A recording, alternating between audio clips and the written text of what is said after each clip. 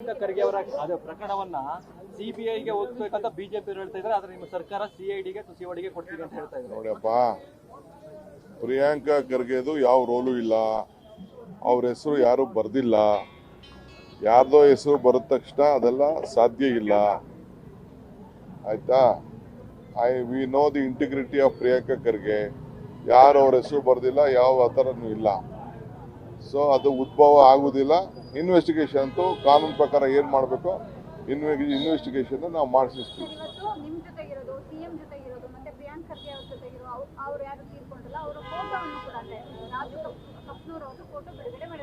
ಯಾರು ರಾಜು ಕಪ್ನೂರ್ ಅನ್ನೋರು ಇದರಲ್ಲೇ ಅವರು ಆತ್ಮಹತ್ಯೆ ಮಾಡ್ಕೊಂಡ್ರು ಅನ್ನುವಂತಹದ್ದು, ಅವರು ನಿಮ್ಮ ಜೊತೆ ಇರುವಂತಹ ಫೋಟೋವನ್ನ ಬಿಜೆಪಿ ವಿಜೇಂದ್ರ ಬಿಡುಗಡೆ ಮಾಡಿದ್ದಾರೆ. ನಮ್ಮ ಜೊತೆನಾ?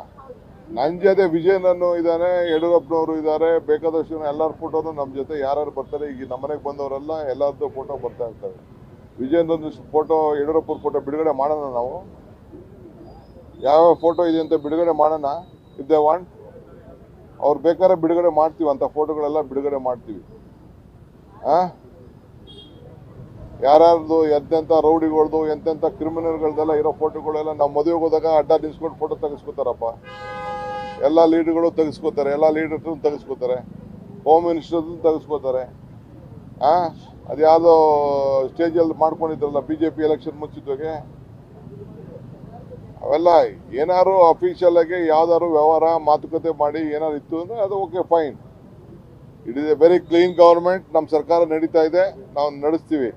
ಪಾಪ ಏನು ಇಲ್ಲ, ಮಾತಾಡ್ತಾರೆ, ಮಾತಾಡ್ಕೊಳ್ಳಿ, ಅದು ಬೇರೆ ವಿಚಾರ. ಬೇರೆ ಇಶ್ಯೂಸ್ ಇದೆ, ಅವ್ರು ಸರಿ ಮಾಡ್ಕೊಳ್ಳಿ. ಬಟ್ ಸಿಬಿಐಗೆ ಕೊಡಬೇಕು ಅಂತ ಅವರು ಒತ್ತಾಯ, ಮುತ್ತಿಗೆ ಹಾಕ್ತೀವಿ ಅಂತ ಹೇಳಿದ್ದಾರೆ ಈಗ ಬಿಜೆಪಿ ಅವರು. ಮಾಡ್ಲಿ, ಮುತ್ತಿಗೆ ಹಾಕ್ಲಿ, ಅದನ್ನು ಮುತ್ತಿಗೆ ಹಾಕ್ಲಿ, ಎಲ್ಲರೂ ಮುತ್ತಿಗೆ ಹಾಕ್ಲಿ. ಈಗ ನನ್ನ ತಮ್ಮ ಹೇಳಿಲ್ವಾ, ಅದು ಯಾವುದೋ ರಾಜಲಕ್ಷ್ಮಿ ನಗರದ್ದು ಎಲ್ಲ ಕೊಡೋಣ ಅಂತ. ಡ್ರೈವರ್ ಸತ್ತಿದ್ದು, ಇನ್ನೊಬ್ಬ ಸತ್ತಿದ್ದು ಎಲ್ಲ ಹೇಳಿಲ್ವಾ?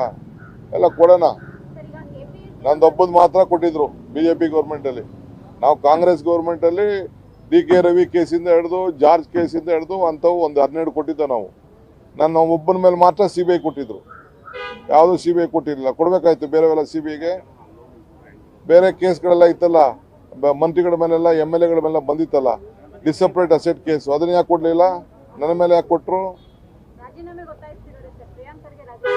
No question of anyone resigning. Priyanka Kharge ನಮ್ಮ ಪಕ್ಷದ ವೋಕಲ್ಲು ಮಿನಿಸ್ಟರು, ಅವ್ರ ಮೇಲೆ ಹಸಿಯೇ, ಅವನ್ನ ತಡ್ಕೊಳಕ್ ಆಗ್ತಾ ಇಲ್ಲ. ಒಬ್ಬ ದಲಿತ ನಾಯಕ, ಒಬ್ಬ ಇಷ್ಟು ಮಟ್ಟಕ್ಕೆ ಬೆಳೀತಾ ಇದ್ದಾನೆ.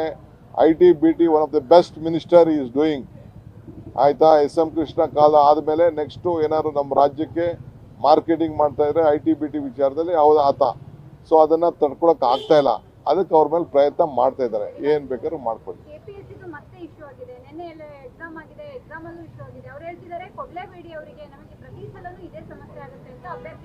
ಅದನ್ನ we just look at it.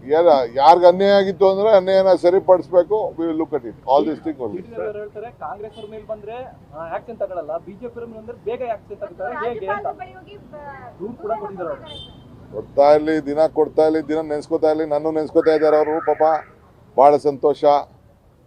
ನಾನು ಪಾಪ ನಾ ಎಲ್ಲೋ ಇದ್ದೆ, ಯಾವುದೋ ಮನೇಲಿ ಇದ್ದೆ, ಓಡ್ ಬಂದೆ ನಾನು. ಏನಪ್ಪ ಇದು ಅಂತ ಅಂದ್ಬಿಟ್ಟು ಅವತ್ತು ಡ್ಯೂಟಿ ಅಲ್ಲೇ ಇತ್ತು.